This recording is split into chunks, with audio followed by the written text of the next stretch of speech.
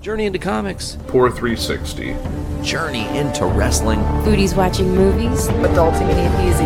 Podcastrophe. Kids for Sale. Voice Survival Podcast. Crucial Tunes. Gallifradio. Brews with Dudes.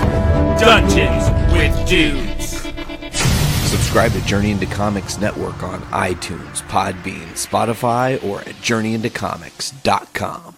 The following Following. Journey into Comics. Journey into Comics. Journey into Is it Comics Journey into Comics? Journey into Comics. Journey into Comics. Network. production. Hey guys, Dick here from Podcastrophe Podcast, and you are listening to the best of the Journey into Comics Network, where we take the best of each episode from the week and we highlight it for you and bring it to you in the form of this podcast today. So, if you want, just take a breather, relax, listen to the best of the Journey into Comics Network, and, just do me a favor. Just do me one solid favor. Try to make every day a Big Dick Day. Thanks, guys. And here we go. Ladies and gentlemen, you're listening to Journey into Comics. So individual A contacts me and says, "Hey man, I listened to your episode last week, episode 229, and I'm paraphrasing here, by the way, folks. I'm just going to paraphrase because it just makes it a little bit more fun for me. Person's like, what the fuck, dude? You keep shitting all over DC movies, and I'm not cool with it. You're a fucking total Marvel fanboy, and I need you to own up to that. Just own up to that, and maybe try to be more objective in the future about the DC movies, because it seems like every time a DC movie comes out, you're dog shitting on it." Okay. Look at the history. Okay, I've been reviewing DC comic movies since 2014. 2014, we had, the Man of Steel had come out that year, or like the year just before that. And I don't think I had reviewed it. Maybe I briefly reviewed Man of Steel. You know what? We did. Brando and I talked about it because it was the prequel movie sequel that the first movie was trying to smash the prequel story and the subsequent sequel story into one story. And it was, anyways, we did in fact cover it. So I've been a part of both the Marvel Cinematic Universe growth, which of course I got in late as far as covering it on the podcast. I think I've done a good job making up on it and talking about it as much as possible and doing the Road to Infinity War like we did last year. I'm still trying to figure out what we're going to do we want to do something special for the end game coming in April, but I haven't locked in what the ultimate plan is, because I want it to be a fully solid concept that is airtight. But so I've been, as far as the network and JIC is concerned, I've been reviewing Marvel and DC movies for 5 years collectively. Okay, now I want you guys to think about this. In that time, 2014, what came out for Marvel?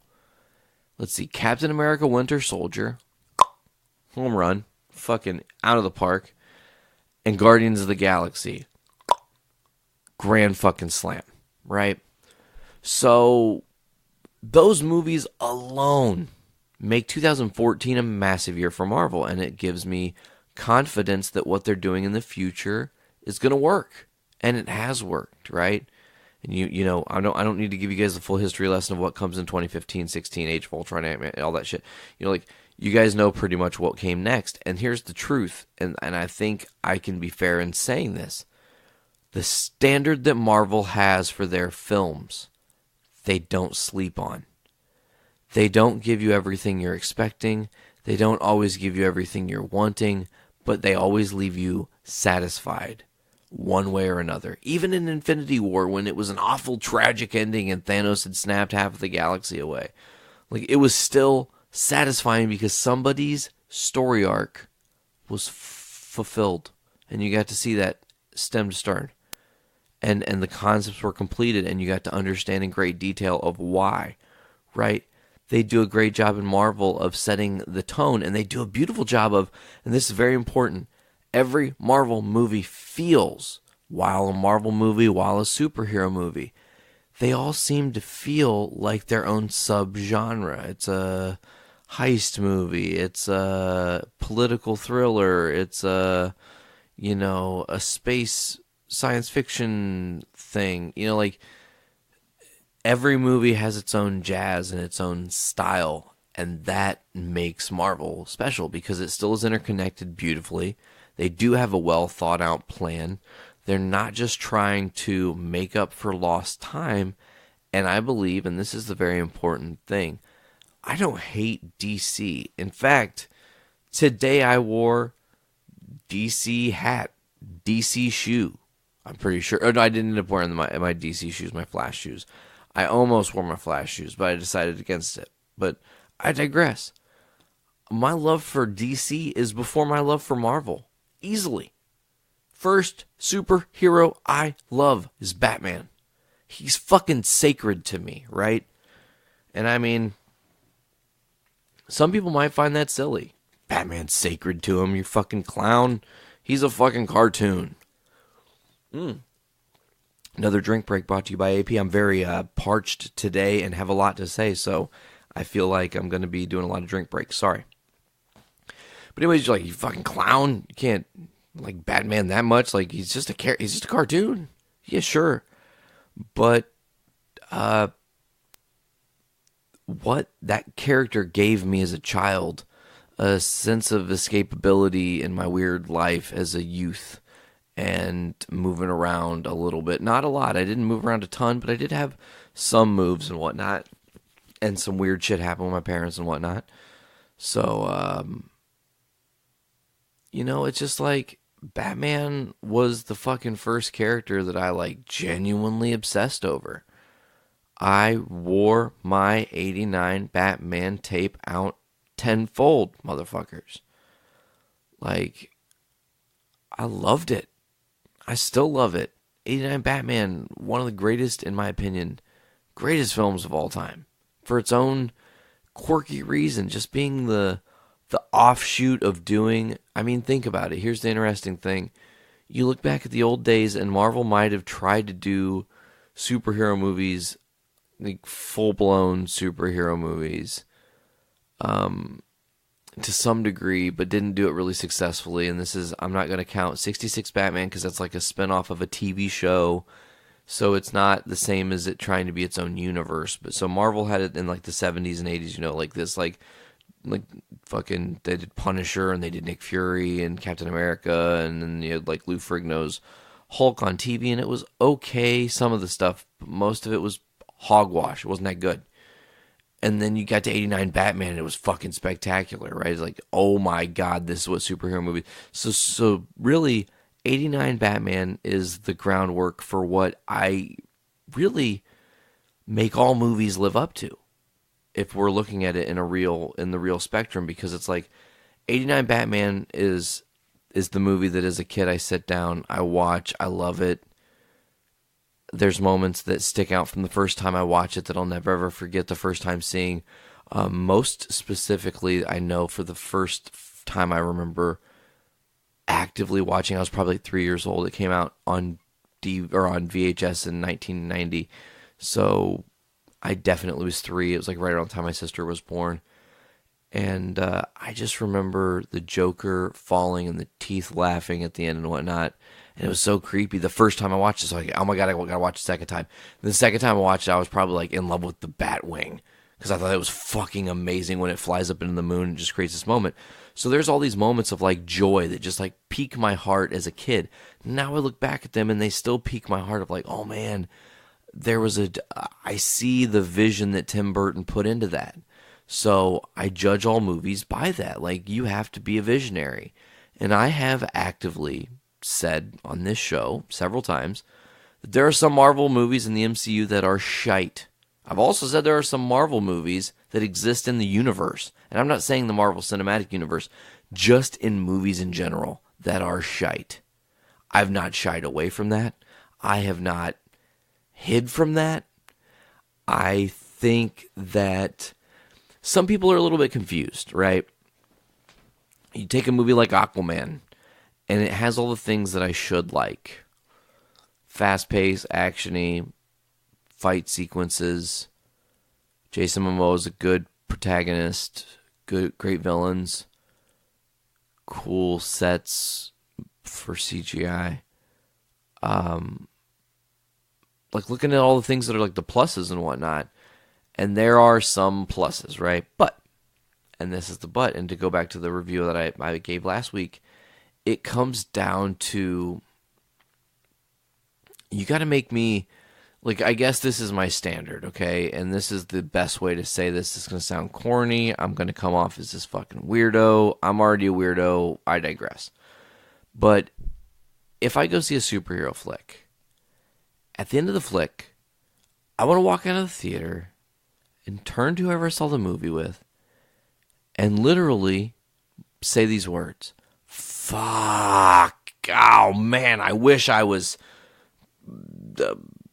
Captain Marvel. She's got a movie coming out, so I'll just use her as an example. I don't care. I'm not a lady. But that movie, I guarantee you, because I've just, in the trailers alone, I can see it. I can sense they are still on the right path. Marvel didn't just get stupid and start making bad movies. Like, that didn't happen. They've instilled enough trust in me that I can go, okay, let's see where you take me on this journey. You know, like, really, let's see it. So Aquaman did not do that for me. At the end of the movie, I did not go, I want to be Aquaman. I was like, that CGI was terrible, and there was so much that they could have done better, and I'm really, really disappointed that they don't think about better dialogue, man. That's a fundamental. Write a movie with good dialogue. Know when to put comedy. Know, they don't have it. DC's department, who's the head of movies, they just don't quite have it, folks. And it's frustrating, man. So, you know, I get asked, why are you fanboying over Marvel? And that's, again, paraphrasing. That's not really what was said. And just, hold on, drink break from Pour 360. So anyways, to get back into it, it's like, it's impossible for me to just be a Marvel fanboy. And I know I've been very critical on the movies of DC, but again, you look at the things in their body of work in the past several years, and let's talk about that for a minute, because while you can talk all day about Marvel's successes, what they've gotten right, and the feeling that Aquaman did not give me of going, fuck, I want to be Aquaman, it did not do that. It's not necessarily all of Aquaman and James Wan's fault. And sure, other people's clamored, this movie's amazing, it's great, it's brilliant, it's well done, it's beautiful, it's all these things. I'm not going to necessarily disagree. But fundamentally speaking, DC has not instilled enough trust by doing their other movies correctly, by giving focus and saying, hey, listen to me. If you suspend just a fraction of your disbelief in favor of this movie and what story we're trying to tell in the Marvel universe, or well, in the DC universe, then you're going to be on the great ride. But DC can't do that because their ground has been shaky. Literally, every move, every decision they make is just like, oh, what? Like, okay, great example. Here's a great example. It's a little bit of news. I didn't even have this on the article rundown thing. I usually do. This is just me riffing based on these conjectures. It's a rumor that's been going around of who is playing the next Batman in Matt Reeves' The Batman, because Batfleck officially is gone, right? So Batfleck exits, and it's all said and done, and they're like, we're talking about people to replace him, and I'm thinking, DC, now's your chance. Nail it. Kit Harington, someone who is going to be able to be both Bruce Wayne and Batman and sell it. You've got to be believable. You can't just be a pretty boy. You can't just be a badass. You have to be towing that line. You have to be a little bit of both. That's why Michael Keaton got it right. It's why, for the most part, Adam West got it right. Even Christian Bale got that right. A couple of other Batmans didn't necessarily get that right, but I digress. So, you're talking about who you're going to make Batman. And I'm thinking, good. They're going to have a great pool of names. They're going to be names that I'm familiar with, I believe in, people that are at the ripe age that are going to be great to play it. What's the first rumor we hear after Ben Affleck leaves? Usually the first rumor is not true, by the way, but it's still worth talking about the possibility. Robert Pattinson or whatever, the dude from Twilight? Are you kidding me? No, he is not going to be Batman or Bruce. He can't do it. I'm sorry, but DC, listen, if there's any truth to that rumor, if there's any breadth to that rumor, it proves once again how naive DC is. They're looking now, we got to have star power in our Batman. Guaranteed. It has to be a made dude for it to be successful. You're looking at it all wrong. You need to have someone who is successful because they're a great actor. And let their great acting create the story you want to tell. The problem is you've got so much shit going on in there. DC is scrambling because they're like, we want to have an interconnected universe. We can't have an interconnected universe. We fucked up the interconnected universe, and we're going to retcon that probably. What are we going to do, though? Because we got movies still coming out. We're still talking about movies we're going to have producing. We're still talking about movies that are going to come out. We're going to be... DC might be a brand that gets superhero fatigue that needs to take a chill.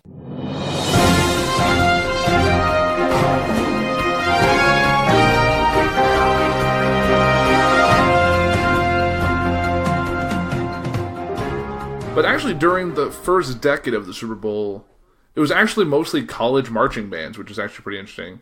So it wasn't until the show's second decade that they featured a more varied show, often featuring drill teams and other performance ensembles. The group Up the People produced and starred in 4 of the performances. The middle of the third decade, in an effort to counter other networks' efforts to counter-program the game. So obviously they were trying to put on their own thing to negate people watching the Super Bowl. It happens a lot with normal broadcast network television. So obviously, like you said, like NBC has like their Wednesday night lineup. They're trying to counteract another network's Wednesday night lineup to say, if you had to pick between these two shows, which one is better? So they were trying to counter-program the Super Bowl, which seems unheard of now, but 20 years ago, that was much a thing. So they actually went to more popular acts, bringing out more popular music like New Kids on the Block, Gloria Estefan, Michael Jackson, Clint Black, Patti LaBelle, and Tony Bennett. So starting with Super Bowl 32, commercial sponsors presented the halftime show. Within 5 years, the tradition of having a theme began with Super Bowl 3, ended, so replaced by major music productions by arena rock bands and other high-profile acts.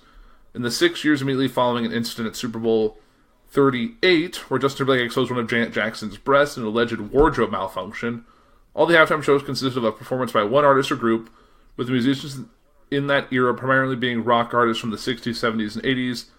These shows were considered family-friendly, and the time at which they took place had been described as the age of reactionary halftime shows.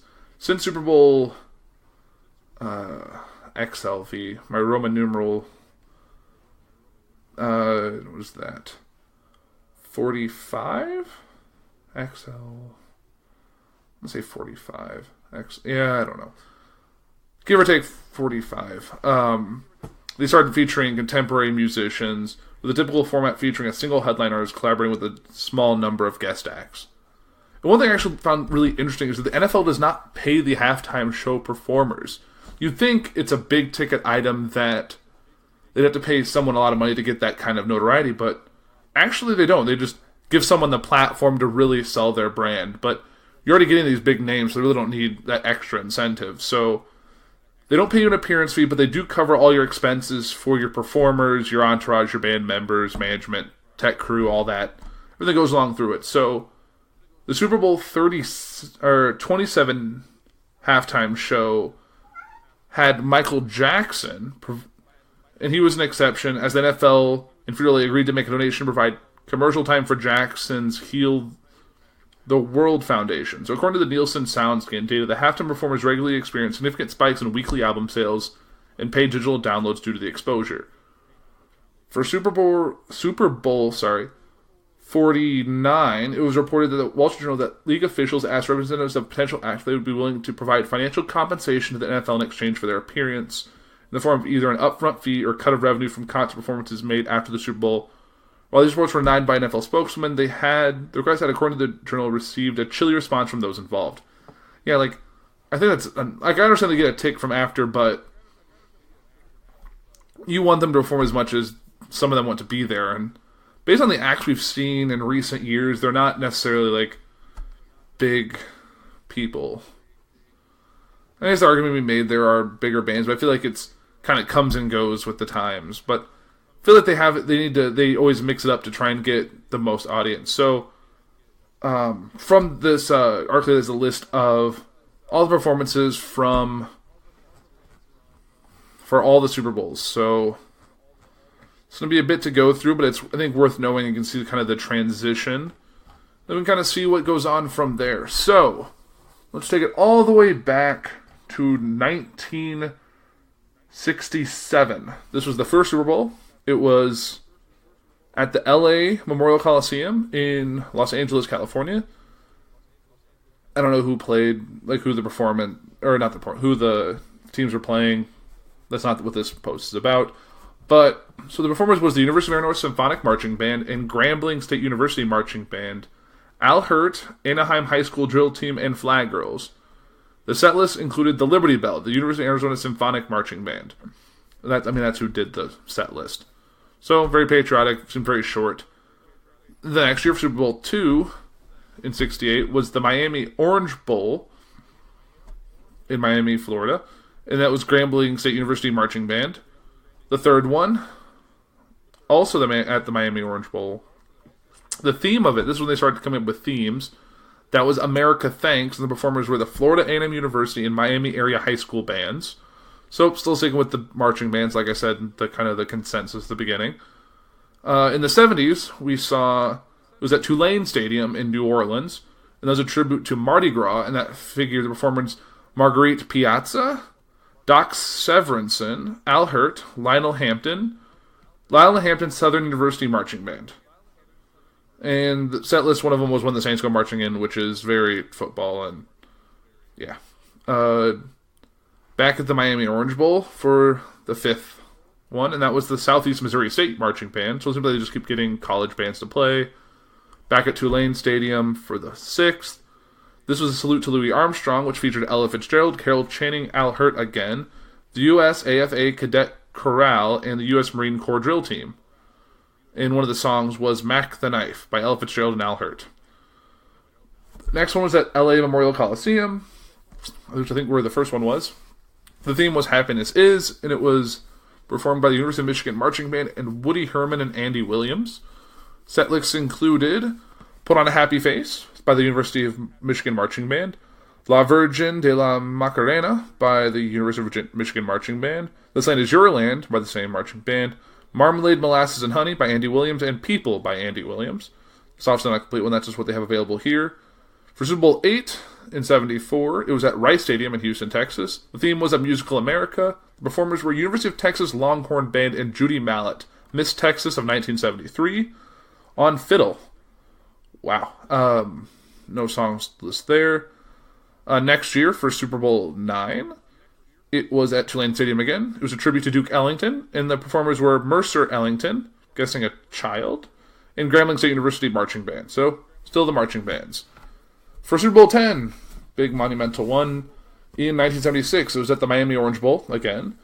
The theme was 200 Years and Just a Baby, a tribute to America's bicentennial. Obviously, it was 1976, so it was the bicentennial. Performers were Up With People. First one that really include a marching band. The next year was at the Rose Bowl in Pasadena. Theme was It's a Small World, and the performers were Los Angeles Unified All-City Band and Audience Card Stunt. And this was the first one, I think, that was produced by the Walt Disney Company. Sensing a pattern here. So, for 12, it was at the Louisiana Superdome. The theme was From Paris to Paris of America. The performers were Tyler Apache, Bell's Drill Team, and Apache Band Pete Fontaine and Al Hirt. Okay. Next year was at the Miami Orange Bowl. This was Super Bowl 13. The theme was Salute to the Caribbean. It was Ken Hamilton and various Caribbean bands, including Gramex out of Dominica. Sponsor was Carnival. Carnival Cruise Line actually sponsored that one. That one's interesting. Now we're getting to the 80s. This is where it kind of gets a little more exciting. So, first one was at the Rose Bowl. A salute to the big band era, and it was featured Up With the People again, Grambling State University marching bands again. And that was it. Next year's Louisiana Superdome. Theme was Mardi Gras Festival, and it featured Southern University marching band and Helen O'Connell. For 16, it was at the Pontiac Silverdome in Pontiac, Michigan. I don't even know if that place still exists anymore. And it was a salute to the 1960s in Motown, performed by Up With the People. For the 1983 Super Bowl, it was at the Rose Bowl. Theme was Kaleido Superscope, and it was by the LA Super Drill Team. Okay. For the one in 1984, Super Bowl 18, it was a salute to superstars of Silver Screen. It featured the University of Florida and Florida State University marching bands, produced by the Walt Disney Company, and songs included an introduction by Phyllis George, Hooray for Hollywood, You Ought to Be in Pictures, Steppin' Out with My Baby, Puttin' on the Ritz, 42nd Street, When You Wish Upon a Star. It's a Disney produced, there's gonna feature When You Wish Upon a Star. For Super Bowl in the 85, Super Bowl 19, it was at Stanford Stadium in Sanford, California. The theme was World of Children's Dreams. The performers were Tops in Blue, and it was produced by the Air Force Entertainment. How about that? For Super Bowl 20 in 86, it was Louisiana Superdome. The theme was Beat of the Future, and it was performed by Up With People again. This is probably a big group. So this is for Super Bowl 21. It was at the Rose Bowl. The theme was Salute to Hollywood's 100th anniversary, the world of make-believe. Performers were George Burns, Mickey Rooney, Grambling State University and USC marching bands, Disney characters, and Southern California area high school drill teams and dancers. Produced again by the Walt Disney Company. Setlist include Ghost Riders in the Sky, the theme songs from Bonanza, Indiana Jones, and Footloose, Hoedown Song, Cheek to Cheek, What a Feeling, the theme from Flashdance, That's Entertainment, Somewhere Over the Rainbow, and When You Wish Upon a Star, again, for the first time in a couple years. That takes us to 88, with Super Bowl 22. It was at Jack Murphy Stadium in San Diego. The theme was Something Grand. Performers were Chubby Checker, the Rockettes, 88 Grand Pianos, and the combined San Diego State University marching Aztecs and USC marching bands. So, obviously there's not really any songs for this one. For Super Bowl 23, it was Joe Roby Stadium. It was the 1950s, rock and roll was the theme. It featured Elvis Presto, not Presley, Presto, and the South Florida area dancers and performers. The theme also said was Bebop Bamboozled in 3D. Weird. As well as a good introduction by Bob Costas and 3D commercial for Diet Coke. Rock This Town, audience participation in Card Trick, Tutti Frutti, Do You Love Me, Devil with a Blue Dress On, Great Balls of Fire, Greased Lightning, True Love. Alright, now we're getting into the 90s, so I'm actually alive for some of these.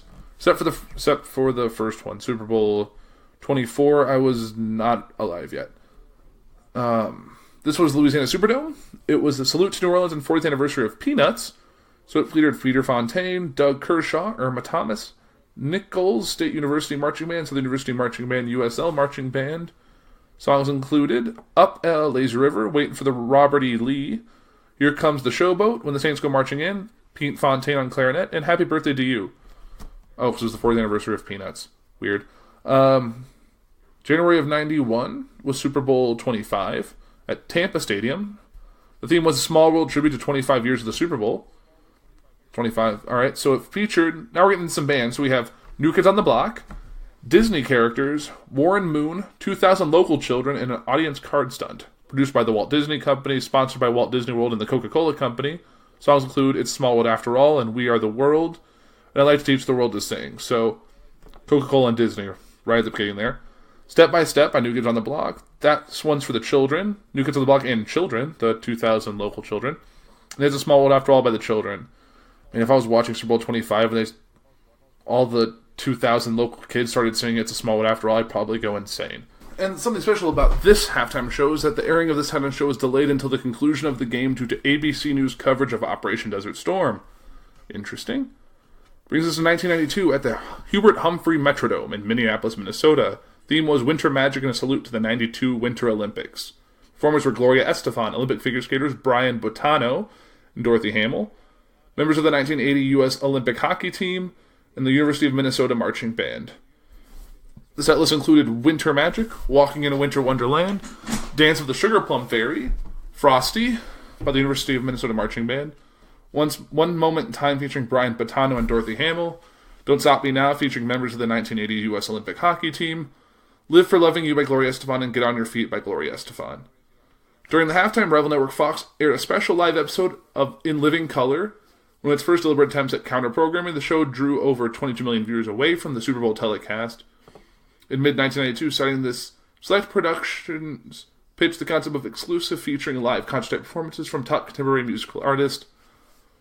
The concept and pitch is attributed to Select Productions employee Rick Lewis and prompted the change of the 1993 halftime show to showcase Michael Jackson. So it brings us to the big one. Super Bowl 27 halftime show.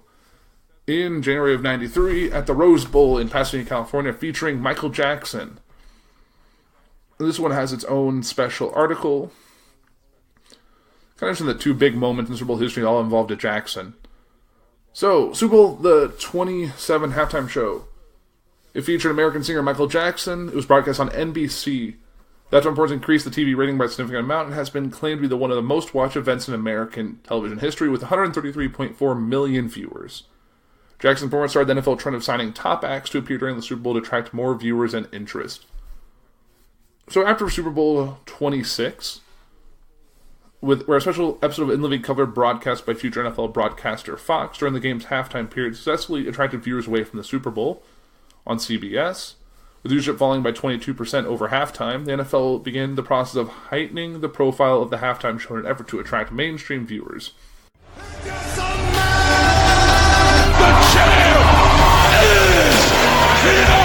Do I have everybody's attention now? And I think we should start at the top because they are the best of the best of the best. Let's talk about the elite, you guys. There's some stuff been going on, and I just want to get right on into it. So let's go for it. Interestingly enough, this kind of ties in with a little bit of my today. I've, as you guys probably have recently heard, had some sync woes on Journey into Comics. I talk about that. But, anyways, we're working on the sync, and today I went to go get under there to check something, and I slipped and fucking cracked my knee, and it hurts so unbelievably bad. But while my knee is only hurting a little bit, this is what happened today also, as Cody Rhodes gave us fans and us enjoyers of wrestling an update today, actually, as I record this. He posted a pic on Twitter, and it says, surgery completed, went smooth, back to work. Cowabunga, I guess. And he's got a brace on his knee, and he's in a hospital bed, and there's a cup by his bed with a sippy straw, and he just looks as dashing Cody Rhodes as ever, So he tore his medial meniscus in two places at a Ring of Honor event back in November. He competed at both Final Battle against Jay Lethal and at Wrestle Kingdom 13 against Juice Robinson before undergoing the knee surgery. Of course, he's been doing a lot of promotional work for getting AEW off the ground, and they had the Double or Nothing press conference. I feel like they've just been doing a lot of press conferences. It was like the All Elite Wrestling press conference, and now it's the Double or Nothing press conference, and then the next press conference is probably going to be whatever their following event is. Before we've even had any official matches, they're just doing all this press work, and there are some things. I mean, there's several different things I want to talk about. I want to talk about what the Young Bucks have kind of been doing that kind of changed the game a little bit in wrestling. So I guess before we continue on with other things that Cody and all these guys have said and some of the stuff we've got with AEW, I do want to highlight the Young Bucks and talk about them as a tag team. So let's just get into this. Those guys are also executive vice presidents or whatever of their brand, All Elite Wrestling. Much like Brando and myself, when we started the network, we were both executive vice presidents, equal shares, equal partners, and upon his leaving the network, it's now become my shit, I guess, and I've got to kind of helm the ship differently, and still delegate. Anyways, that's my shit. That's not important. Back to these three dudes that are creating All Elite Wrestling. So Cody has been doing a lot of the businessy side of things. Brandy is like the head talent scout for women and whatnot, and maybe men too. I might be misinterpreting that actually. But the Young Bucks are just taking they're taking a very them approach, and what I mean by that is the Young Bucks have thrived on amazingness, unpredictability, and wow factor. Constantly wow factor. So they have a big draw, a big enough draw. You've heard of the Young Bucks. You know who the Young Bucks are. Like, not the TNA, not to back to when they were, Matt Buck and Nick Buck, the Young Bucks, but like Nick and Matt Jackson, the Young Bucks, right? So these dudes are, what could they do in their off time? Because right now they don't work for ROH, they don't work for New Japan. They're independent wrestlers who own their own company, which the company's not there yet. Obviously, they're laying the groundwork. So, looking at it, you think about it, you go, okay, what could they do? Well, why don't they go super old school and just start making surprise guest appearances? Not anything that maybe they tease anything but the day of. We're going to be here today. Like, go. And then people are guessing, are they going to go to Knoxville? Are they going to go here? Are they going to go there? So they did like a surprise appearance at Defy Wrestling to save Joey Ryan's ass, and that was awesome. And then they did a little speech about loving that there's a fresh breath of indie wrestling in the world, and it was a very vibrant scene. Defy Wrestling out of Seattle looked bitchin'. If any of you know about Defy Wrestling, I would love to learn even more. And then we got to talk about Marty too, and that's an important thing that's all in a part of this. But then, so the Bucks did the Seattle thing, and I think they did Knoxville, and I think they did Atlanta as well. So they've done like 3 different surprise appearances. They showed up at Bar Wrestling. Like, they've just making themselves accessible while also being the hottest thing in wrestling, and actually going to places that only have 500 fans packed into an arena or a little fucking gym and making these shocking appearances. And those people are being forever just like pushed into a memory of life where they'll never forget when the Young Bucks did these run-ins. And it just makes everything fresh too, because it shows that they are willing to work with anybody. They don't care. And it works better if you can work with anybody, because they go to a promotion, there are eyes on that promotion. Like, I wasn't going to talk about Defy Wrestling on this week's show if they hadn't gone. I guarantee you I wouldn't have even looked into it. But now I'm like, Seattle's got a vibrant wrestling scene. Like, I want to see more. I'm into that, So the Young Bucks are just, they're really doing their very best as workhorses for AEW and for their brand, the Elite, And another thing I want to talk about too, and I find interesting, is like how they've done everything. They don't all, like, they've told you what was going to happen. They laid the groundwork. They literally said on Being the Elite, whatever happens next, we're all taking that next step together. We are all taking that next step together. But not all of them have the same exact contract dates. They've all signed to different things and done different things for a certain amount of time, so they've got to wait for contracts to run out before they can officially announce or make their moves. The Young Bucks and Cody had the same schedule with New Japan. So when their contracts were up and we saw the thing on Being the Elite, the clock striking midnight or whatever, they could say, as well as Adam Page, like, we're going to do this All Elite Wrestling thing. There's this Double or Nothing thing, like tease, and got people talked. It got people hyped, and it got people talking and hyped and freaking out and getting crazy. And they do that, and you're so focused on those 4, and then the questions start to come: what's gonna happen to Kenny? What about Marty? Like, where's Flip Gordon? Like, all these guys have these different. Everyone's on a different agenda, and everybody has a different game plan. And I love how Kenny teased not going to All Elite Wrestling. We're going to get into that in a second. But before we do, I want to say that Cody was talking about his expectations for All Elite Wrestling, for Double or Nothing, the roster and whatnot. I guess he was a guest on the Ross Report ahead of the ticket party they had in Las Vegas this past Thursday. Given that AEW is still building up to its first event, Double or Nothing, in May, there are still plenty of questions surrounding the budding wrestling promotion. So when Cody was grilled by JR, this is what he had to say. Right now, I have the building, MGM Grand Garden Arena, Me, Matt, and Nick, we scale it for 11,600 seats. Some folks may know some seats may become available because if we thought we had a camera there, we kill that camera, we might open up a few hundred seats. We're aiming to hit 11,600. We want to be honest about our tickets from day one because it's real easy in this day and age to look it up or just talk to the fire marshal. You can't really say we've got 100,000 people in this building anymore unless you have. So Rhodes and the Young Bucks' first self-promoted event, All In, did 10,000 seats at Sears in Chicago, and they sold out in under 30 minutes. So he also says, we're kicking ourselves over calling it Double or Nothing. We couldn't find a building that had 20,000 to compete with the 10,000. But this building, it's got wrestling history. I went to WCW pay-per-views here. Matt and Nick did as well, and I'm really excited to bring our fans. So recently, and this is very important to note, there have been several. We're going to talk about some from the announcement party. We're going to talk about some now that have just been announced over the internet. So we had Pentagon Jr. and Phoenix, the Lucha Bros. They're signing with All Elite Wrestling.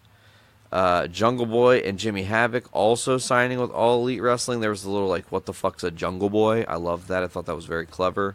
As well as Chris Jericho, Pac, obviously. You've got Cody, the Bucks, Adam Page. You've got Britt Baker. I feel like Tessa Blanchard's going to get signed, but that's just a matter of time kind of thing. So he was talking about the talent, Cody was, and he says, we're looking for a fresh, more than a kind of the equity garnered individual who has perhaps popped around on various television shows already. We're looking for someone who hasn't been seen. That's kind of the directive. Of course, there's folks like Chris Jericho, just an absolute star, wrestling freaking rock star. He's done it all and seen it all. But what I want to have is a juxtaposition of somebody on that level seen with somebody who our audience maybe is seeing for the very first time ever. He also said the number of new talent signings will be announced during the event, which it was. We'll talk about that soon. We also got some, well, okay, I don't know which order to actually do this in. I guess we'll do it in this order because that makes more sense. But as I said, before we get into this, folks, quick drink break brought to you by Podcastrophe, coming tomorrow on the Journey into Comics Network or at podcastrophepod.podbean.com or get them on iTunes. Just search Podcastrophe. This drink break, again, brought to you by them. Why is water so fucking good, man? We are all water, and that's why. That's the answer. So anyways, the All Elite event for tickets, the ticket announcements for Double or Nothing, the pool party thing they did at MGM Grand Hotel in Vegas was streamed on Thursday. I was watching it while I was driving. This is just a brief rundown. Cody made his way to the ring, or made his way to the stage to announce AEW would start up a partnership with Mexican Lucha Libre promotion AAA. It wasn't really that big of a shock, but also kind of a big shock. He then announced that pre-sale signups for Double or Nothing tickets began the night of the right then in the moment on the promotion's new official website, and the tickets would officially go on sale. They go on sale today. For those of you who are listening, they're probably already sold out. My guess is Double or Nothing has already sold out. I'm going to just predict it here almost 24 hours before it happens. Double or Nothing going to sell out in under 24 hours. Double or Nothing's first official match was announced as Adam Hangman Page taking on Pac, formerly Neville for you WWE fans. Pac couldn't make the show, but still cut a promo on Page via a video. The Young Bucks then came out and announced that the Best Friends tag team of Trent Beretta and Chuck Taylor, formerly of Ring of Honor and New Japan, would join the company. That was a huge signing. The Best Friends being signed is an amazing thing for their tag division. So now you've got the Lucha Bros, the Young Bucks, the Best Friends. Okay, so now you're in those three teams alone, you could put together a triple threat tag match for the first ever All Elite Wrestling tag titles, and it would blow the fucking roof off of MGM Grand. I'm just saying. But the Bucks were then jumped during this thing by Phoenix and Pentagon Jr., who cut a promo after knocking the two out by saying they wanted to prove they were the best tag team in the world at Double or Nothing. So, again, laying the groundwork. Maybe that's where the tag titles are going to be, but then you had the Best Friends kind of in on that too, so could be utilized. They announced several new female wrestlers being added to the roster, including, I'm going to fuck this up, Yuka Sakazaki, Aja Kong, Kylie Ray, and Nyla Rose. Nyla Rose, by the way, I do want to mention, impressively the first transgender female professional wrestler signed to any major company ever, I do believe, as far as I know, like openly. So that's very awesome for, moving forward. Everybody should be able to kick ass in wrestling. It doesn't matter. I don't give a fuck. Listen, it's just wrestling. Like, it's great. Anyways, after a hype package for the Oriental Wrestling Entertainment Chinese promotion, which was pretty cool, it just showed some of the guys that are coming over. Christopher Daniels and the members of SoCal Uncensored challenged OWE's Kaima to find 2 of the company's best wrestlers and take them on in a 6-man tag match at Double or Nothing. Again, laying the groundwork for what's to come, and I love it. So you've got Phoenix and Pentagon Jr., who are kind of your guys that are getting the call up from AAA. Obviously, they've already worked all these other promotions and had amazing matches.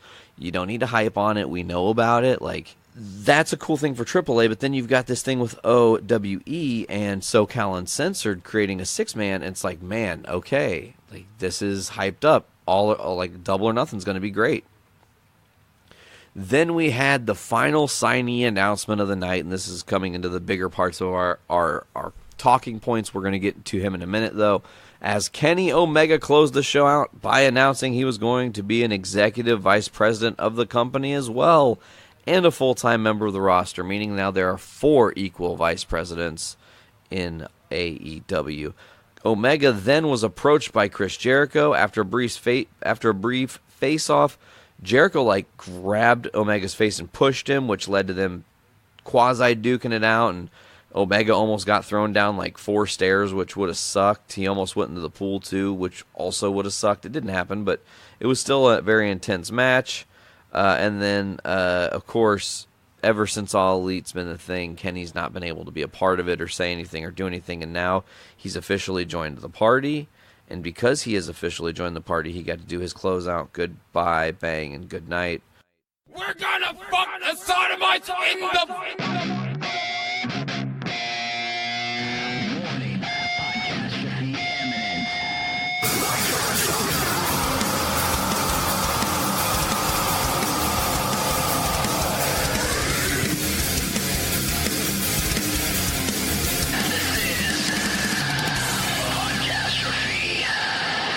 I teeter between introvert and extrovert. I'm definitely the happy medium. I'm an introverted extrovert, and I'm an extroverted introvert. Absolutely.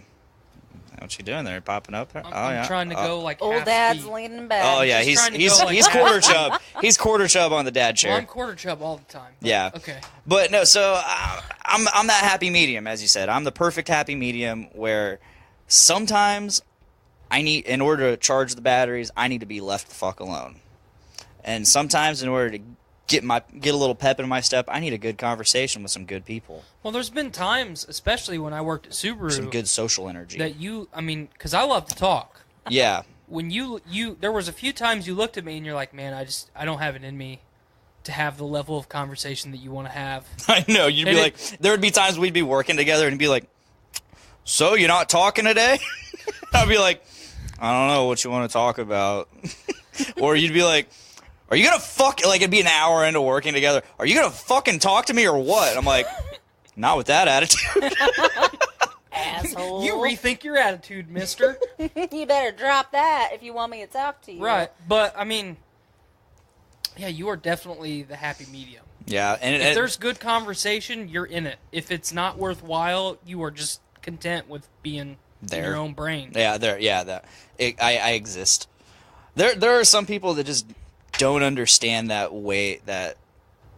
wavelength. Well, they think that you're being an asshole just because you don't want to talk, or they think that they're not good enough, or it's rough. Like Miranda, my wife, for those listening, she doesn't get sometimes that I need to be alone and I need to be left in my own headspace, which lately hasn't been very much of an issue. I've been kind of riding that, social wavelength for a little while, but no, she just doesn't understand that, and it's tough explaining that to her, that in order for me to recharge and get my energy back from all the other draining activities of the day, I just need to be left alone. You gotta isolate. Yeah.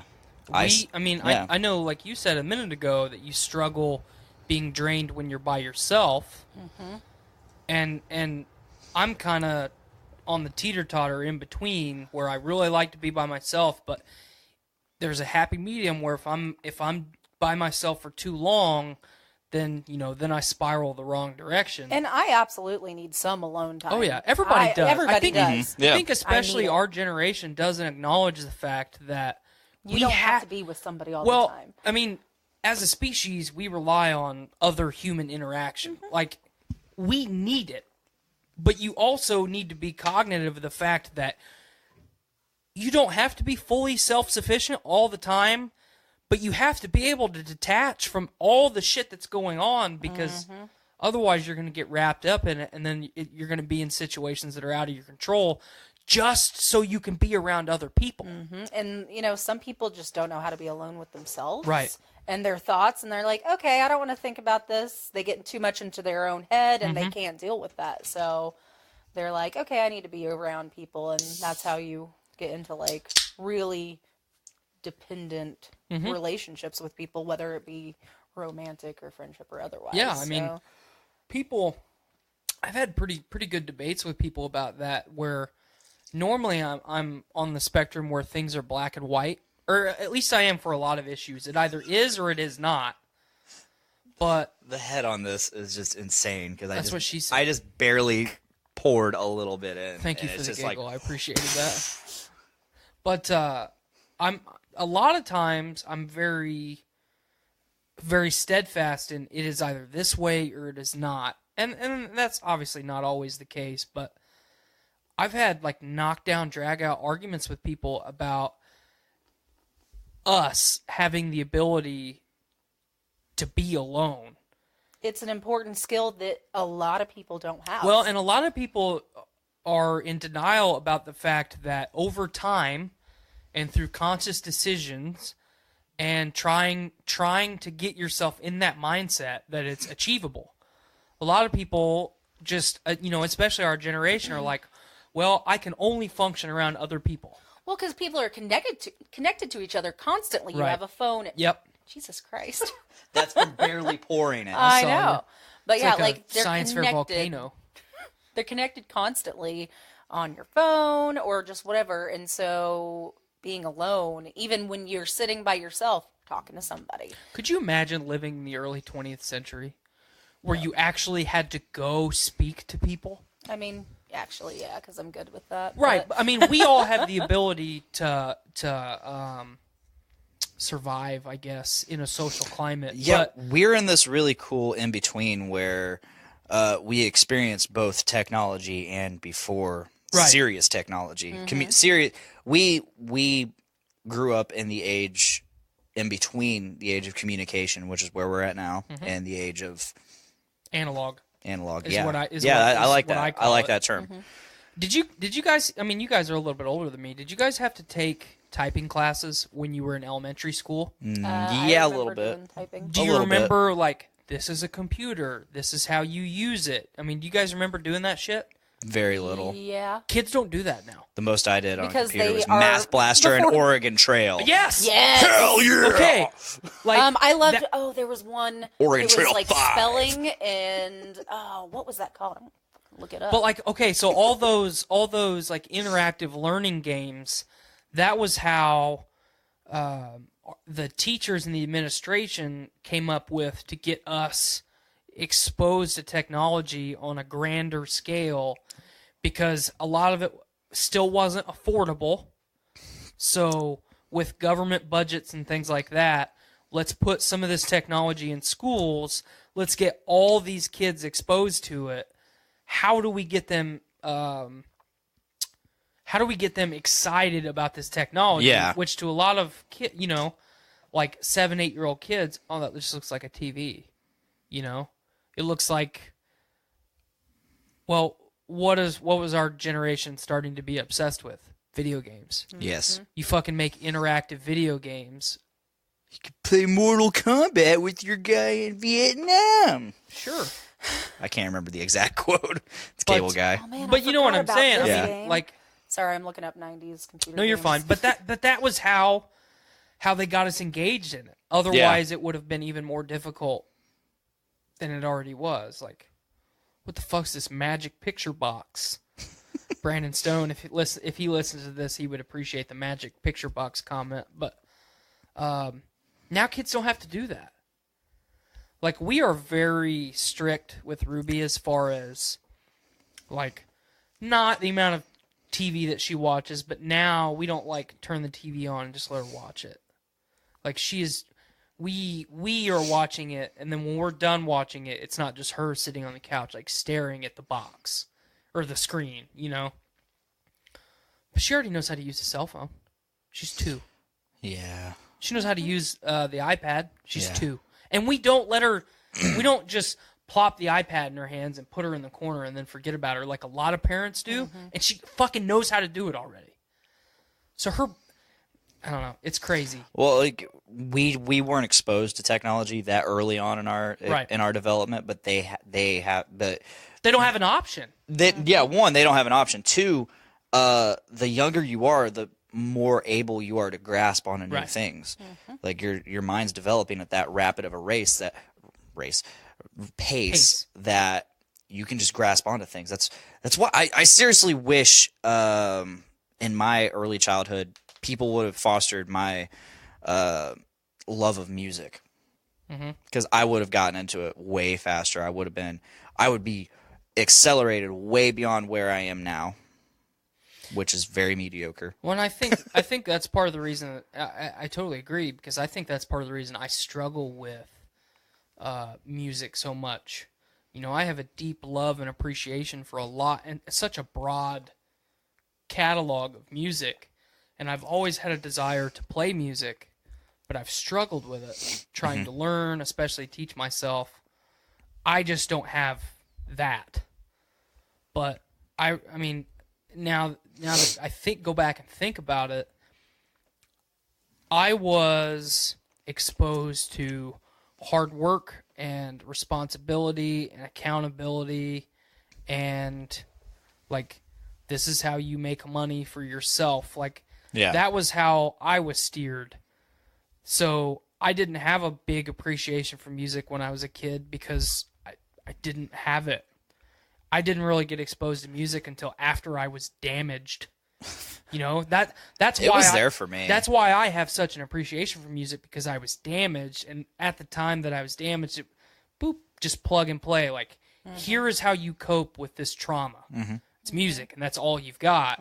So I totally agree that if, especially in our school systems, and, you know, I've talked about this at length on the show, and I think Alex and I have discussed it on the show before, maybe the first time that she was on the show, but like, all these public school systems that are cutting like their arts programs because of our political climate, and they don't really have an option. You can't pay people if you don't have the budget. You can't buy equipment if you don't have the budget. And like, teachers buying packs of pencils, like, I've seen some people throw a fit because, well, teachers shouldn't have to provide their own school supplies. They do it because they care about their job. Okay, well, I'm an electrician. I have to buy all my own tools. Yeah. You know? I want to buy my own tools. I want to buy the shit that I want. You know? Absolutely. I don't want a budget dictating what I work with on a daily basis. And if you said, hey man, what tools should I buy since I own a home now to maintain and renovate my home? I wouldn't say, well, the government budget dictates that this is what you have to spend on a tool. Like, that's dumb. So teachers buying minimal school supplies, that's always been okay to me, because that just shows to me that person cares that much more about what they're doing. Absolutely. I feel like almost it should be like, you can buy whatever you want, but you only get reimbursed up to this amount, or something like that. Absolutely. I think, education is right, especially in our political climate right now. It's the most important thing that we have. We have education. We have inequalities in America. I would put that at number 2, because if you educate, you don't have as much inequality, because then everyone is being educated at the same level. not standardized test bullshit, actually being educated, Learn and actually have people teaching and not just collecting a paycheck. Yeah, teaching, not just regurgitating knowledge. Correct. A curriculum that Yes. someone else wrote. Yeah, fuck that. I want teachers that are passionate about what they're teaching, and it's just you don't get that anymore. Right. That's sad. Well, you don't get that as much. Yeah. Oh yeah. Because I mean, I don't know. I know he felt about school about the same way that I did, but I get bored. vividly remember the teachers that gave a shit, and I explicitly remember the teachers that did not give a shit. It's really cool that we're talking about this. So I've been going back into the backlog of the Joe Rogan podcast and downloading individual episodes where there's people on there that I want to listen to. And I'm on, I think, the second Neil deGrasse Tyson episode. His episodes are some of my favorites. Oh, they're so good. And it's so funny to hear him cuss. Like, it's hilarious hearing him go, "What the fuck are you talking about?" Hearing him talk, I think I know what you're going to bring up. Hearing him talk about education reform, yeah, because it's just mind blowing. He says we are all born scientists. We are all born and grow up scientists, but at some point, a switch flips, and it's because of our educational system. It's because we don't have people teaching, or they're. We don't have people, and this isn't what he said, but this is how I'm going to regurgitate it. We have, the seeds have all been planted. We are naturally don't have curious. People tending the crops. Kids are naturally curious, and you have to foster that curiosity. Otherwise, it's going to disappear. You just become a robot. Yeah, absolutely. Don't let me forget. There's more. I don't want to go in detail with Rogan, but don't bring Rogan up again after I finish spieling. Spiel away. But so we need to focus on education. With education, we combat a lot of our inequality issues. And then if we focus on education, that nips the inequality in the bud. Then we can focus on, existential issues that affect the entire world. You're listening to the Voice of Survival podcast. Ladies and gentlemen, your host, Nate Phillips.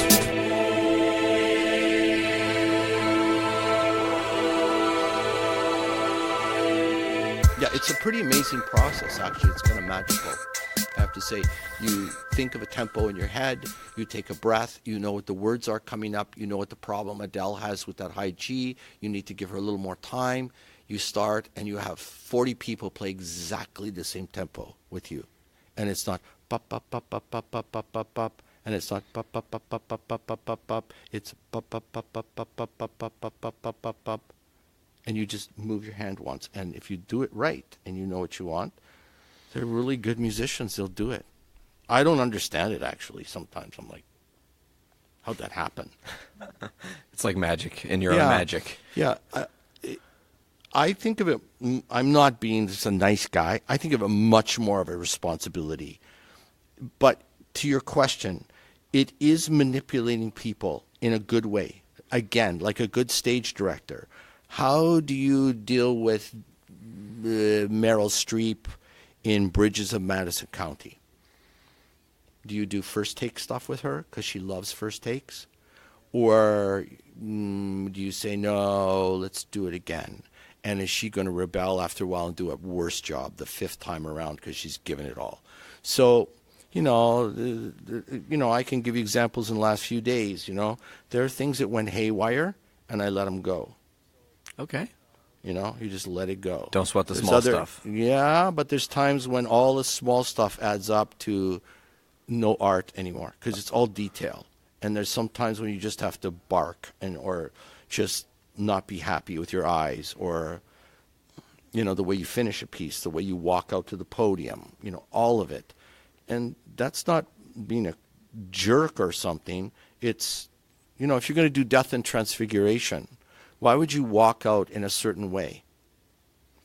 If you're going to do a fun Stars and Stripes Forever, why would you walk out like Darth Vader?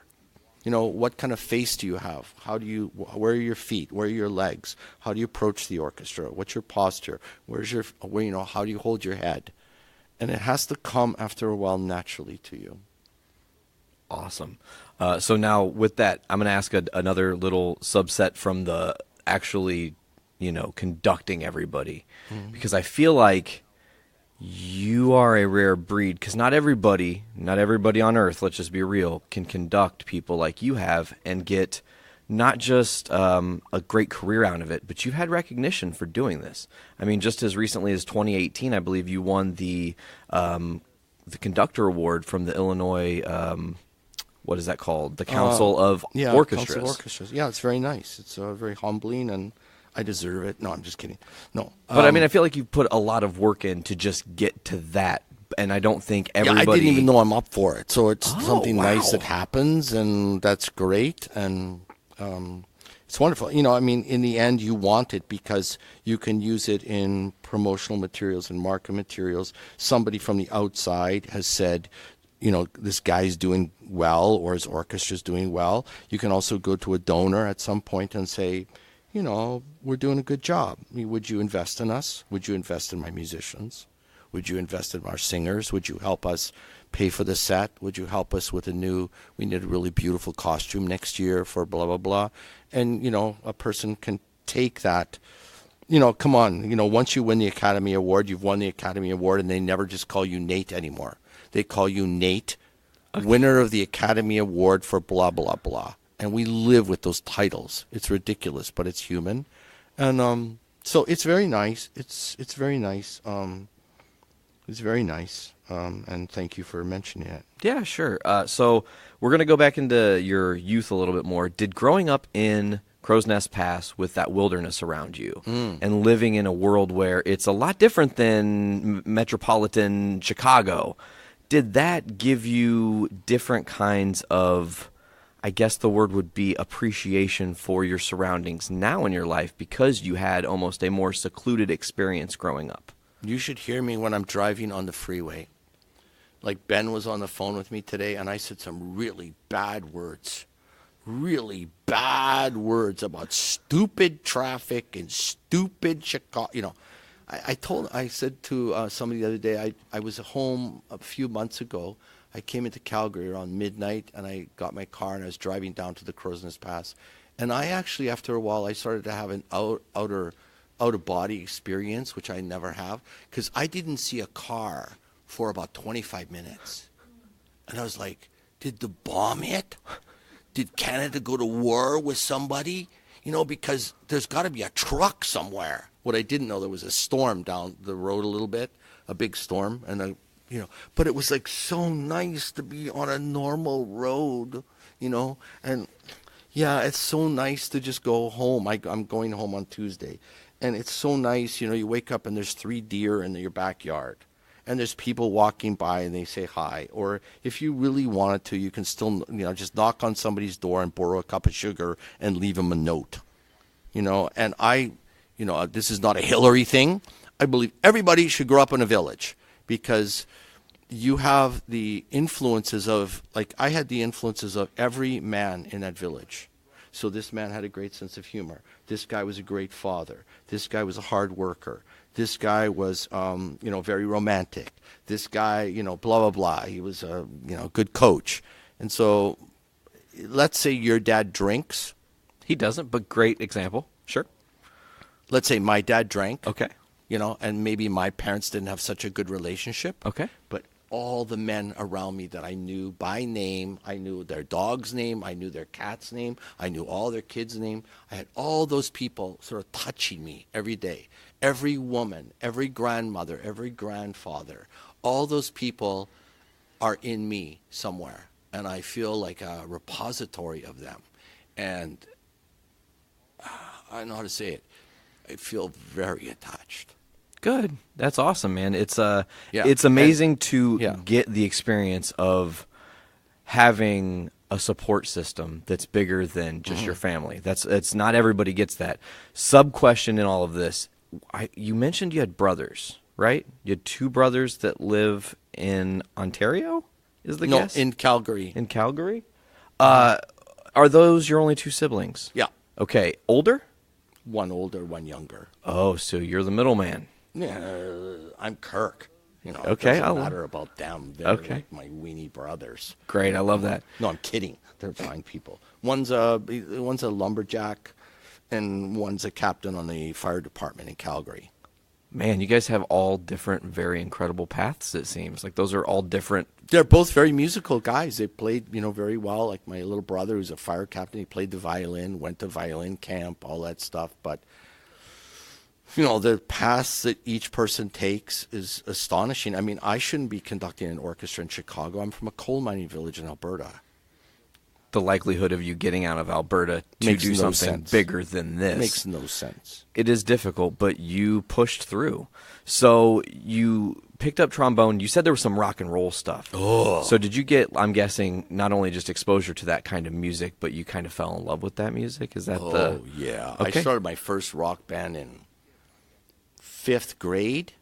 So we took cardboard boxes from the hardware store and old hockey sticks that we'd broken, and we made cardboard pretend guitars, and we painted them with all our model paint. I remember I took all my brother's model paint, and that was all gone. And then we just put record players inside the fake drum things from the hardware store, because we just made them, And then we charged a dime for our concerts in the garage.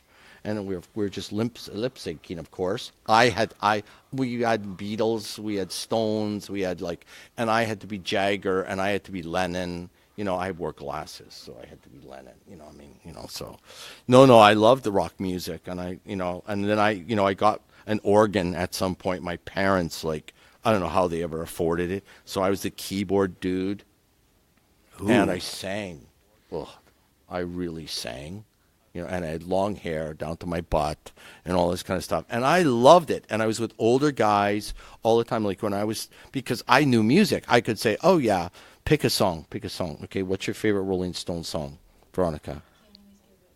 Okay, you have a Stones song, Sarah? Paint It Black. Paint It Black. Okay, that's got an unusual harmony to it. Not very many chords. I see a red door and I want to paint it black. Boo, boo, boo, boo, boo. It's ascending, which is unusual. Yeah. So I could figure it out for the guys. These guys who are 20, 19 are playing, they're working in the mine, and they got a Fender, and they got a Stratocaster, and they've got a set of Pearl drums, and they'd say, okay, Kirk, figure out the chords for us. And I tell them, oh, yeah, it's C, E flat, F minor, whatever. And then we play it, and we try to get the right sound a little bit, But I'm 13, and I'm with these 20-year-old guys who are working in the mine with Dodge Chargers and Mustangs and beer and stuff, So I loved it. Oh, and the places when I walk in the Crow's Nest Pass, and I go, we used to rehearse in there. We used to rehearse in your basement. We used to rehearse there. Remember when we were there? Oh, that place that got ripped down. We used to rehearse in there. So, yeah, it was a big part of my, and I got into lots of trouble doing that. Lots of trouble. So you became a rebel. You go ahead and have a drink. Take a second. So you I'm become not drinking. I'm drinking soda, not a drink. Thank you for clarifying.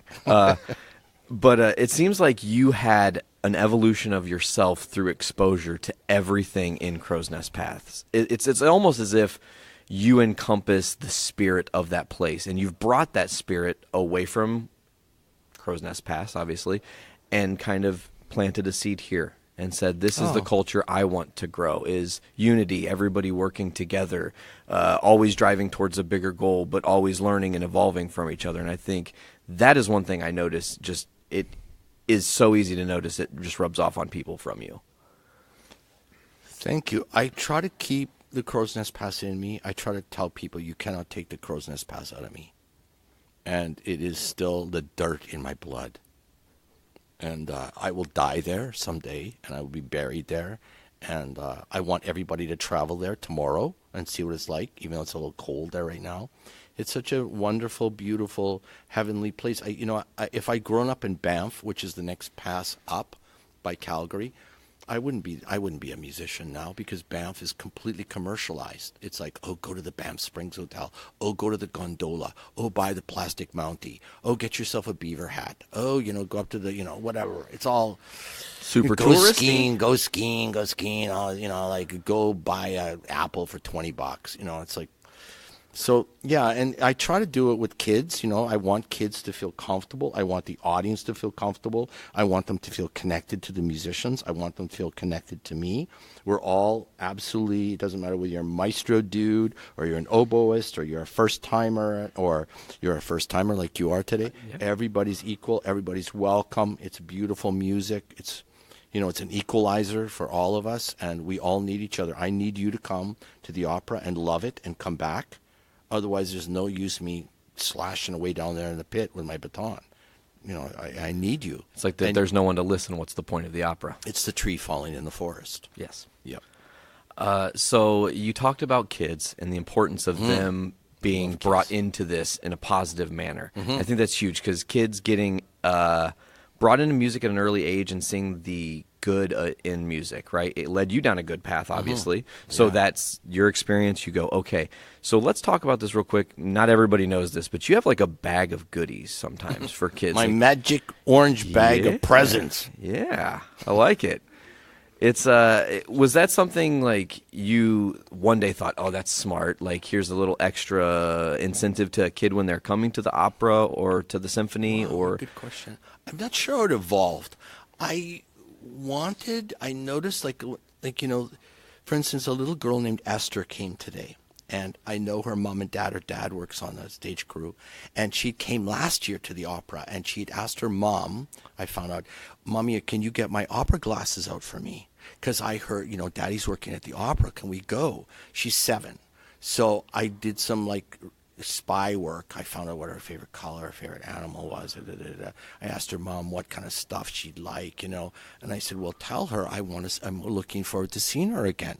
So I want that little smart, sensitive girl to go, oh, that man, whoever he is, the guy with the suit on, he remembers me. She's in 2nd grade. I mean, her understanding of all of this is a 2nd grader. But if I point her out and I make it personal to her, then I think the experience is a little more positive for her. Plus, when the kids are a little bit smaller, I notice that I go to say hello to them when they're 3 or 4 after summer concerts. There'd be little kids that come, and then they get all shy, which is very natural.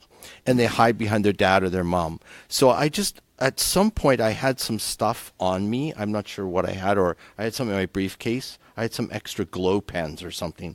And maybe 15 years ago, I said, you know what? I have something in my bag for a little girl who's 4 years old. And is it okay with your mom if I just give this to your mommy for you? And all of a sudden, the kid comes out, and they're fine, and they're smiling, and everything's cool. And you break the ice, and then you just say, are you 6 years old? Well, they're 4, and they go, no, I'm 4, and then you start talking to them for just a few seconds, and then they're okay, It's time for Brews with Dudes.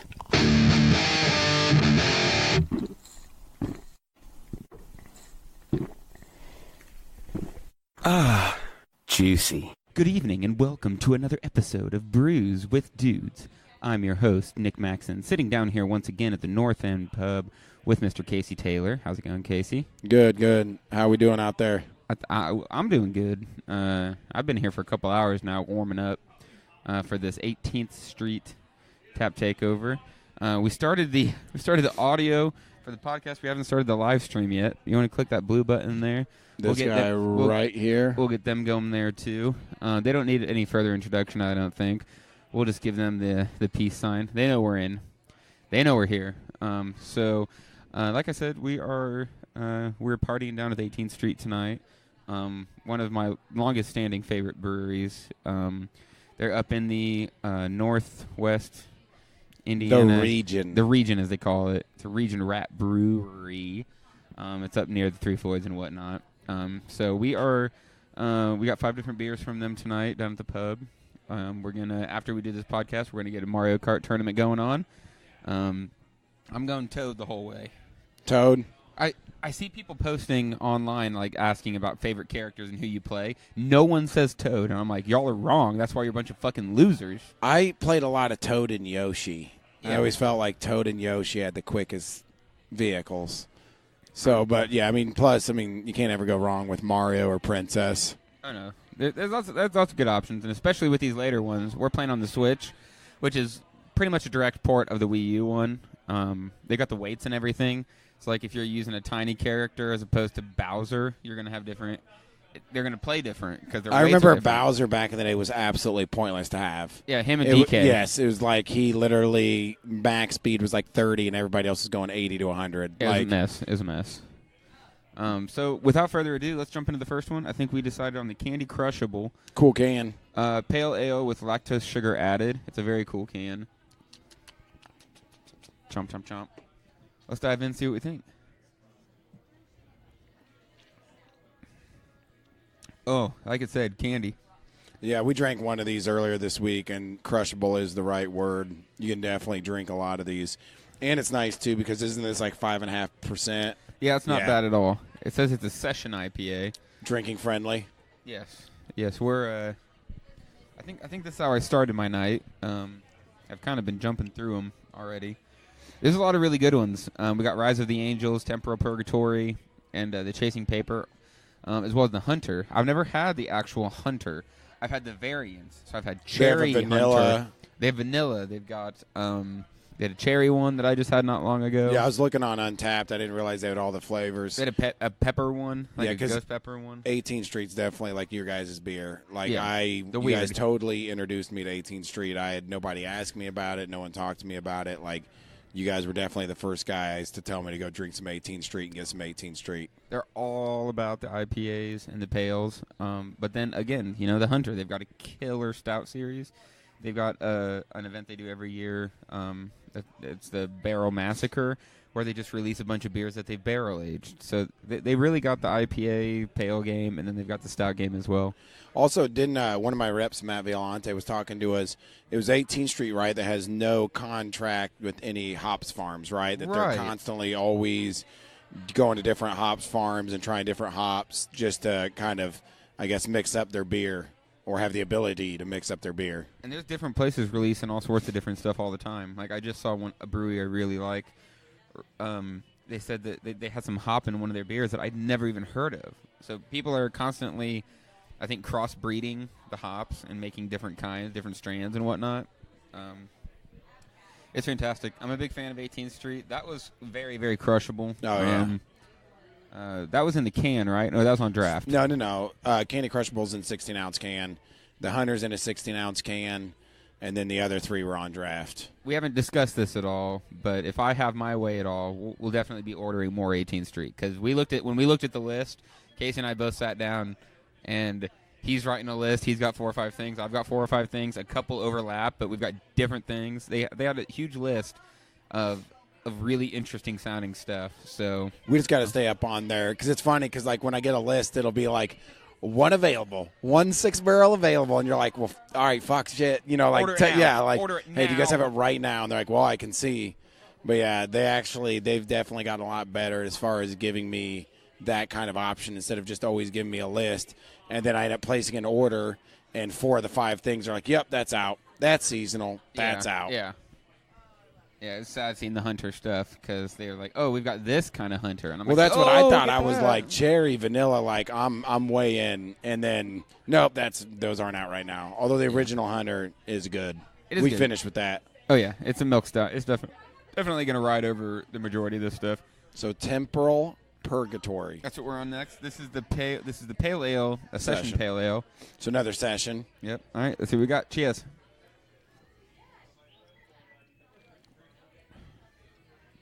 Arguably more crushable. This is probably the darker one. It's a little darker than in terms of color than the last one we just had. Yeah. The Chasing Paper is by far the lightest. I like this one. It's not too bitter, but it does have a little bitter punch.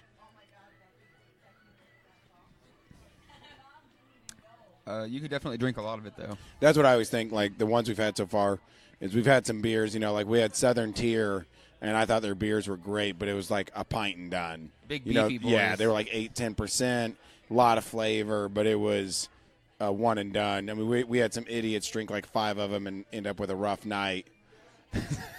Sean. Yeah. I'll call him out. I'll call you out, buddy. Who brought you? Love you. That was Nick. Damn it, Nick. So that one goes down super easy. It's one of my favorite things is when you warn somebody about an Imperial Stout, when you warn somebody about that it tastes good, but like you might want to pace yourself. They laugh at you, drink 5 of them, which is the equivalent to about 14 beers, and then 90 minutes later are calling an Uber and look awful, and they're shocked. Puking on the side of the building. I'm fine. Dude, you're puking outside. You're not fine. Sean. Love you, bud, but fuck. All right, so we're moving right along. We're making this what we called it the quick and dirty.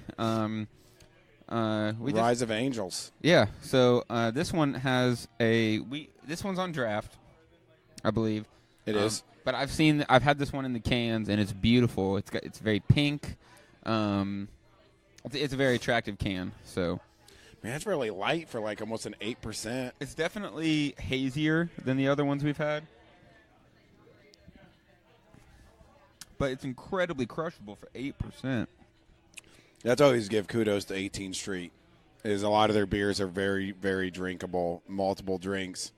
I mean, that's what I do like is when you can sit down and have 3 or 4 IPAs and not have to just be, have one and then dumb down to your PBR or whatever your lesser beer is. It took me years to all realize day IPA that the Two Hearted was so heavy. I just drank them because they were so good. And it's like, dude, that's 7%. Yeah, man. the old Vault 32-ounce mug. You drink a couple of those and you're Thanks, in trouble. dickhead. Yeah. You're in trouble. Thanks. Hey, what are your sizes? You have one option, 32 ounces. Mac joining in. Hey, BK. How's it going? Good to see you, man. I just hung out with him earlier today. We're always scheming. We're back on the food truck life. We're talking about that possibility again. I think we're all just on that make ends meet, having fun kind of thing. So we're still pushing forward on the brewery stuff. We're making a lot of progress on the Brew Fest that we're doing down here. The more we talk about it and the more pieces fall together, the more I realize it's happening. Like we're doing it. It's gonna be I was thinking fun. about that yesterday when I saw you out there with your walking it off in the parking lot. Like, yeah, this is going to be going down. It's happening. Join us in a new podcasting adventure where we will journey far and wide to worlds, planets, territories, Dungeons. I'm Nick. I'm Dave. And this is Dungeons with Dudes.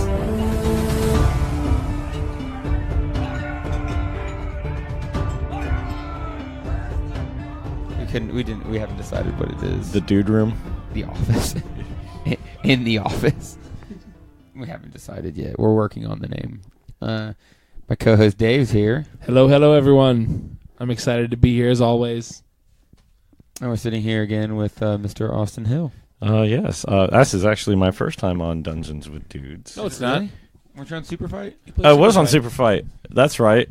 I was a little drunk, so this time I'm not a little drunk. I'm actually feeling pretty solidly sober. We did have a fun episode of Brews with Dudes before this. It's good times. Well, it was good times. Pretty good time. Pulling double duty today. We're just getting stuff done. We're just getting on it. Creating that winter content, So we're sitting here with a classic. We're going to play Catan. Dave said he's had the itch. I'm always down. It's been a long time since I played. It's a Vitamin C song, The Itch. It has been a while. So we'll kind of explain what we're doing as we go, but this is just going to be a fun little playthrough. So let's roll to see who goes first. Let's do it. We use this fancy dice tower we have. This is our first time using the tower on the show. Ooh, 7. I got a 7. Right. 7. Here, since you guys are hosts, I'll let you take turns. 6. Damn. 6.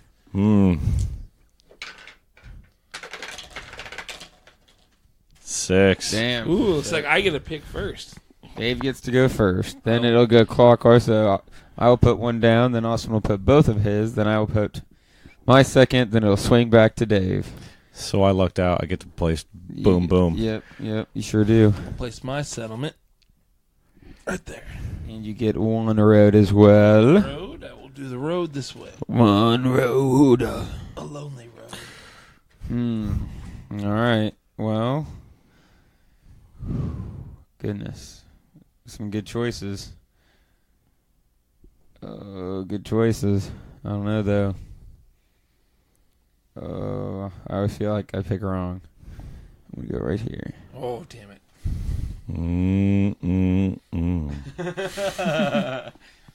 That's a good call. Tasty boy. Good old spot right there. Okay, so... where's that road going? That's a good question. It's a good question. I got some places I got to go. All right. So I have to ask, can I put a settlement here? No. You have to 2 spaces. Has to be 2 spaces. 2 spacey boys. Indeed, yes. Well, I'm going to go here. That's the spot. Road here. Wow, dog. It's getting crowded already in here. Wow, really? That's how we're going to play. Playing dirty already. Dirty already, and... That was cool. Wait, I don't want to put that road there. There's no point. Oh, it's placed, my friend. Too late. Too late. The deed is done. Deed is done. Since we're playing like that, we are going to play like that. Because the deed is done. The heat is on. Goodness. What to do?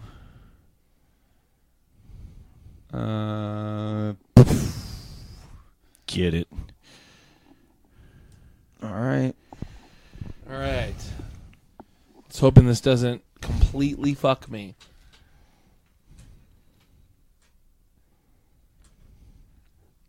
We've got a game. That's here, a solid move right there. Yeah. Nick and I have like what looks like a recently drawn bow shooting a sweet arrow that way. That does look pretty cool. That is pretty cool. I like the way we set that up. But we're gonna have happenstance. I'm gonna be playing a very interesting game. Alrighty. Probably won't be getting any longest roads. All right. So Dave, give us a roll. Wait. We get to collect the resources from the second place that we set. That's right. So, Austin gets... I get 2 sheep and a stone. 2 sheep and a stone. There you go, sir. And I get 2 woods and a stone. 2 wood and a stone. And then you get 2 wood and a wheat. Wheat. All right. Now I will roll the dice. A 3. 3. Sheep. Ooh, you get sheep. I get a sheep. I get a wheat. You get a wheat. A whole wheat. A whole wheat. A whole wheat. A whole wheat for you. Mm-hmm. Nate Phillips says, "Fucking love that tower. Thank you, sir. It is one hell of a dice tower, if I do say so myself." I think next time I know we're gonna play and I get the invite, I'll bring my dice tower as well, so we can have double tower. We can action. have the 2 towers, dude. Well, like that. I don't really have anything. Nothing to do. Yeah. All right, so I go. It's my turn now.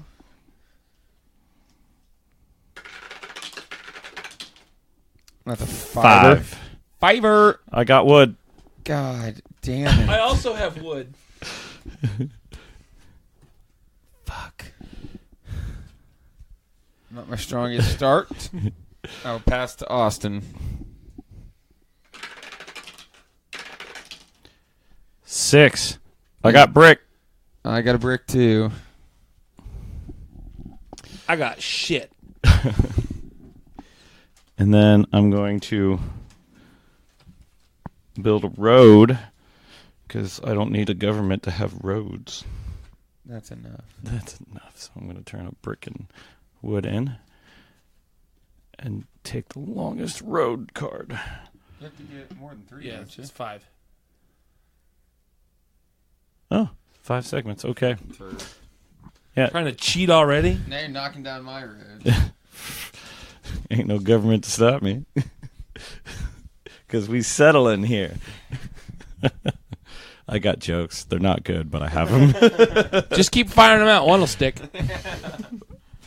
My turn? You good? Dave's turn. Co-host Dave. 8. 8. Ooh. Nothing yet. Get some wood. Ooh. I'll trade wood for brick. Anybody want some wood? Get some wood for a brick. Nate Phillips asks, so if you settled around a number that is rolled, you get those resources. Yes, sir. Anybody? What? I got some wood for some brick. Nah. 2 wood for brick? 2 wood for 1 brick? That's a steal. No. That's a steal. None for you, friend. Okay, fine. That's me. One for you. All right. Nicholas. 4. Get some wood. Give me that. I say, give me that. Give me that wood. I also get wood. Dave's got wood. I'm the wood lord. The wood lord, he says. All right. I'm going to build a road.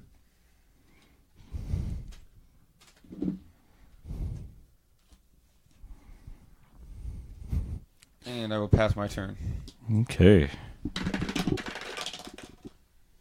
6. Give me that brick. I got brick. Give me that brick. Brick. Give me that brick. Take your damn brick. All red bricks. Stacks on stacks on stacks on stacks. All right. Mm-hmm. What do I need now? Would you like to perform an action? What's an action? You know, do something. No. No? My turn then? 7. Thief. That's not good.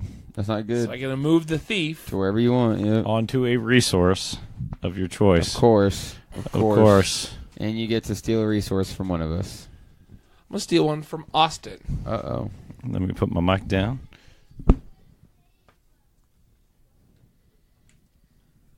Thank you to everyone that's joining us on Facebook Live. We appreciate your participation. Yay! And thank you to everybody who's listening on Spotify, Podbean, Apple Music, other things. All the things. There's lots of different things. All of the things. I got wheat for a brick. Anybody want some wheat? I got 1 wheat for a brick. Wheat for a brick. That's good. I'm going to go ahead and pass on the wheat. Thank you. I will take a wheat and a wheat and wood for a brick. I will do that deal, sir. Hooray, commerce. And I will build a road. Look at you, building roads. You're building roads. Roads and dudes. My turn? Yes. Roll a 7, please. I'm going to try. Ooh. Dave, I love you. You can also fuck off. So the robber... going to build another road. That's where the robber's at.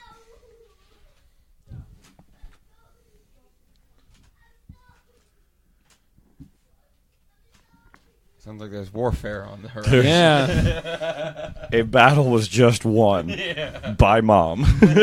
Mom wins all the battles. Come on. Is that your final move?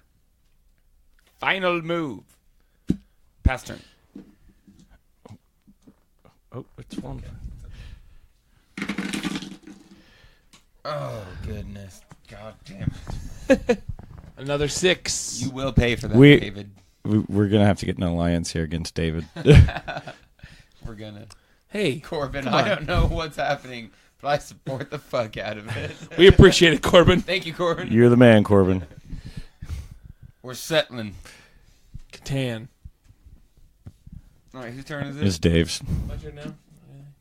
Fuck you, Dave. Rude. I'm just trying to have a good time here. 4. I'll take some wood. Well, I got nothing. I have a wood. I was just trying to play game 2, and then you said I couldn't have any more of my resources. Yeah, you could have just moved them somewhere where nobody has to deal with them. But no, you want But to no. You want to hurt me. And you want to hurt me. I need brick. So you cut off the only supply of brick? You monster. Yeah, you cut off the most. I need brick right now. I needed instant gratification. Well, if I was getting brick, I'd be open for trades. But no, I don't have brick. You have imposed unnecessary tariffs on the brick. That's all I got.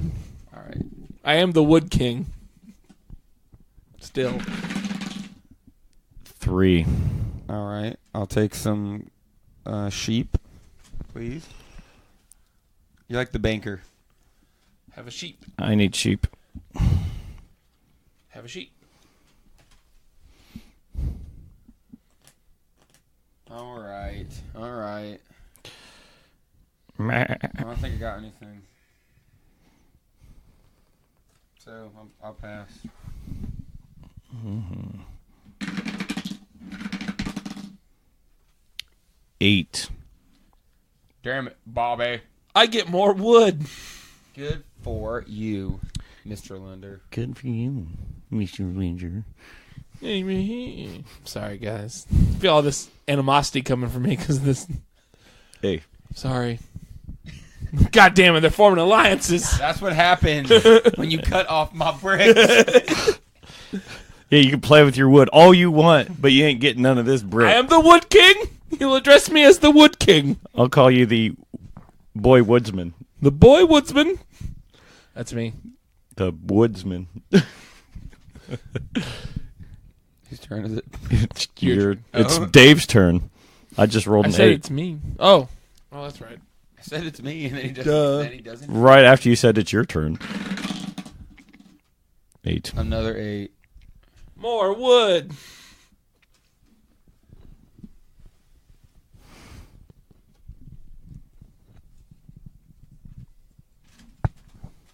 Hope we roll a 7 so you lose half your cards. That's me. That's you? Your turn, sir.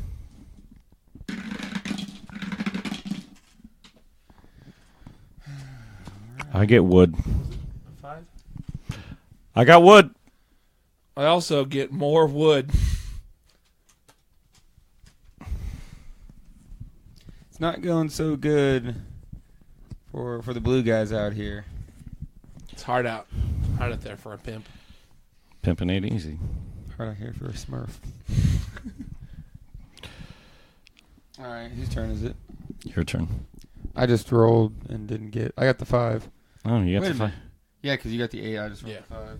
And I ain't got nothing to do.